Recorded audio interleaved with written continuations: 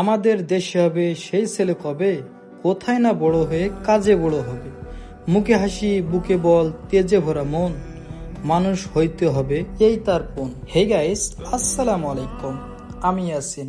আজকে আপনাদের বলবো এমন একটা মানুষের কথা যাকে কেউ চিনে না, জানে না, চিনলেও কিছু মানুষের চিনে, তাও আর তাকে নিয়ে টোল করে। কেননা সে তার নিজের কথা না ভেবে তার গ্রামকে মিডিয়ার সামনে তুলে ধরছে। তার জানা নেই সাংবাদিকতা, জানা নেই তেমন ভাবে পড়ালেখা, তারপরেও সে নানান রকম ভাবে তার স্কুল কলেজ রাস্তাঘাট সবগুলোকে সবার সামনে তুলে ধরছে।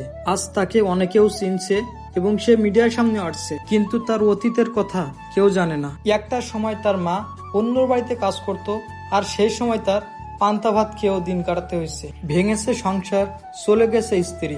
এত এত সমস্যার মাঝেও সে বুকে কষ্ট চাপা রেখে তার গ্রামকে সবার সামনে তুলে ধরছে। হ্যাঁ, আমি বলছিলাম তাজু ভাইয়ের কথা। তার এলাকায় সবসময় মিলতো না সাংবাদিকের দেখা, তাই সে নিজেই নিজের মতো করে সাংবাদিকতা চালিয়ে গেছে। দেখাইছে সে ভাঙা রাস্তা, নদী থেকে গরু পারাপার, স্কুল কলেজ খেলাধুলা, হরেক রকম দৃশ্য।